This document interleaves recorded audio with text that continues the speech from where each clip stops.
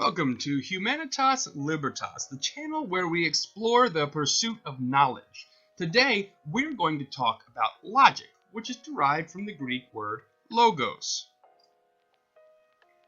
We're going to break this down into three parts. The first is history. The second, we're going to talk about the rules of logic. The third, we're going to talk about why logic is important and also ways to develop your own logic. Part 1, History.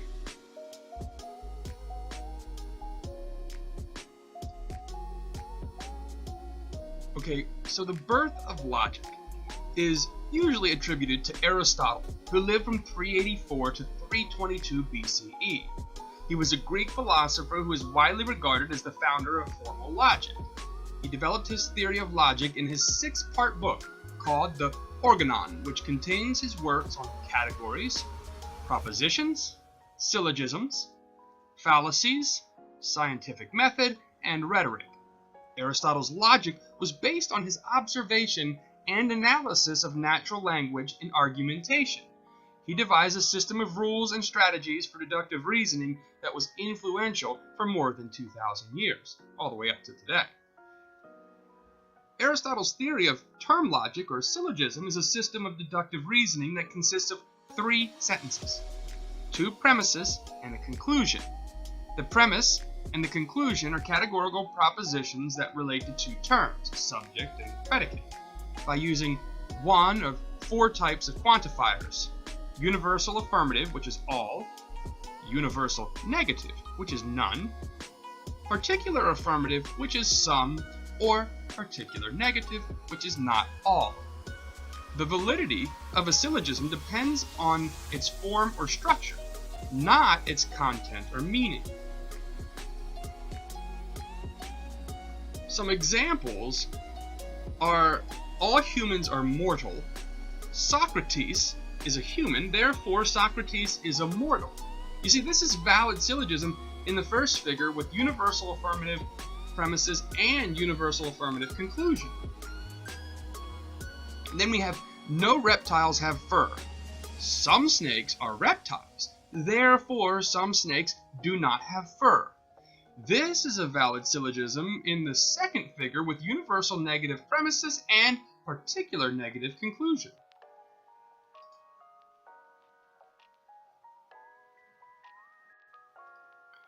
Aristotle might be the founder of Western logic, however, he's not the only person to dive into these subjects.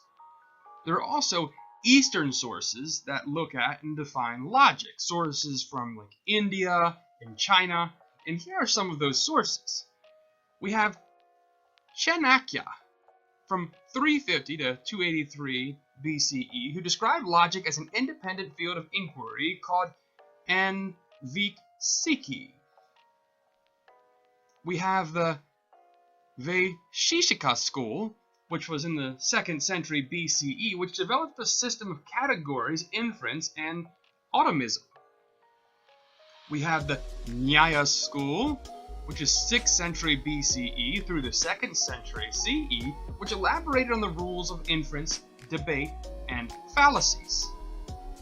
We have the Jain school in 6th century BCE up to the present, which proposed a multi-valued logic called Saptabhangi that allows for 7 possible judgment on any proposition. Then we have the Buddhist school, which goes all the way back to the 5th century through present day, which challenged and refined the logical theories of other schools and introduced concepts such as emptiness, dependent origination, and four-cornered negation. We also have the Moa school, 5th century BCE through 3rd century BCE, which advocated for a pragmatic and consequentialist approach to logic and reasoning. And last but not least, we have the School of Names, which was from the 4th century BCE through the 3rd century CE, which explored paradoxes, linguistic analysis, and sophistry.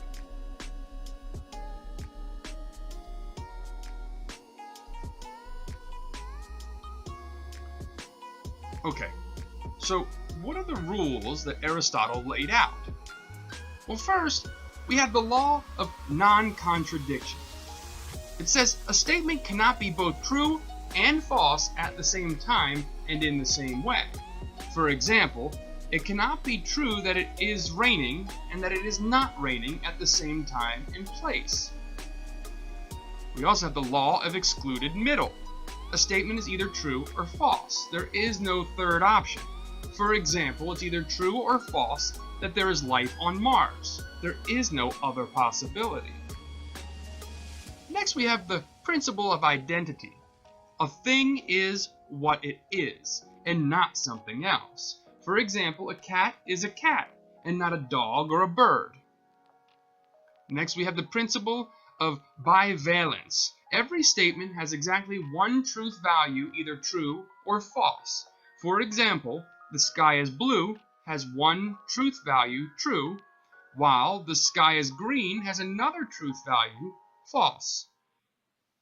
And the principle of non-circularity, which is an argument cannot use its conclusion as one of its premises. For example, God exists because God exists is a circular argument.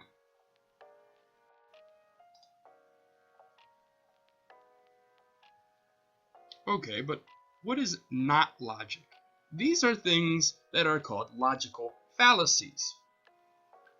This is not a comprehensive list, but it's just a list of some of the big ones. First, we had ad hominem, which is attacking the person rather than their argument. An example of this could be, you can't trust his argument because he's a liar and a cheat. Well, him being a liar and a cheat doesn't really have anything to do with whether or not his statement might be true or logical. Then we have the red herring, which is introducing an irrelevant topic to divert attention from the original issue. An example of this might be, we don't need to worry about climate change right now. What we really need to focus on is creating more jobs. You can see those two issues are completely separate issues, and one is being used to distract from the other. Next, we have a straw man, misrepresenting or exaggerating an opponent's position to make it easier to refute. Here's an example. My opponent wants to raise taxes for everyone. He doesn't care about hardworking families like yours. Saying that he doesn't care about hardworking families is misrepresenting or exaggerating the opponent's position. Then we have the slippery slope, assuming that a small step will inevitably lead to a larger and undesirable consequence. And an example of this could be, if we legalize marijuana, then people will start using harder drugs like cocaine, heroin. That's the slippery slope. Hasty generalization is drawing a conclusion based on insufficient or biased evidence. An example of this might be, I met 2 rude Canadians once, therefore all Canadians are rude. You can see that that's a generalization, and there's no logic or reasonability or evidence that that's based off of.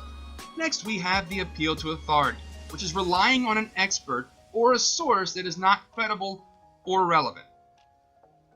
So, an example of this might be, according to this celebrity doctor, this product will make you lose weight in just 1 week.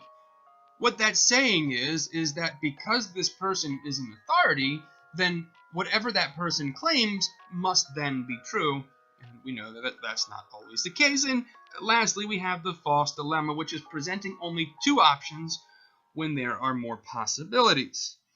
An example of this might be, you're either with us or against us. There is no middle ground.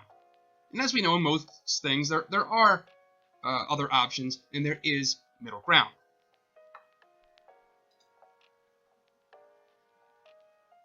Yeah, but who cares, right? Okay, logic is important because it influences every decision we make in our lives. Logical thinking allows us to learn and make decisions that will affect our lifestyle.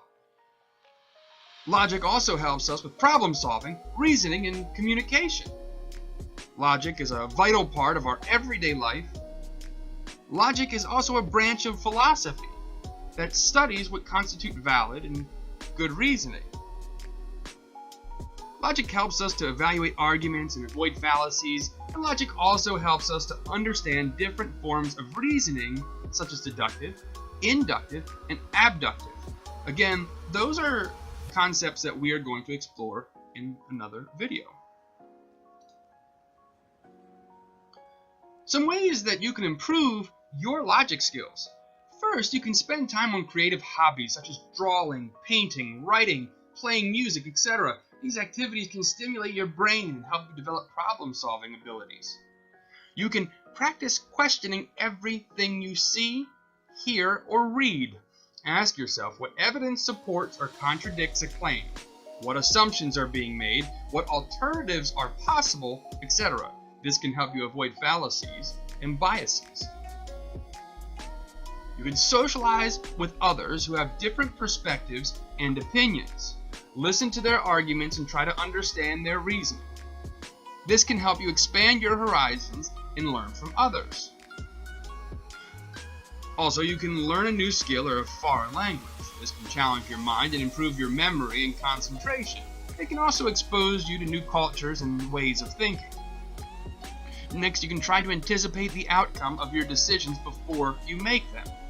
Think about the possible consequences and benefits of each option. Use logic to weigh the pros and cons. You can also notice patterns in your personal life, work, or media. Try to explain why they occur and what they mean. Use logic to test your hypothesis and predictions. And last but not least, you can play logic games or puzzles that require deductive, inductive, or abductive reasoning. These can sharpen your logical thinking skills and make them more fun. This is kind of like a scratching the surface of what logic is and why it's important. I thank you for tuning in, and if you want to learn more about this topic, then tune into future videos because, like I said before, we are going to expand on some of these. If you liked what you heard, please like, share, and subscribe, and we look forward to seeing you on the next one. And remember, never stop asking questions. Never stop learning.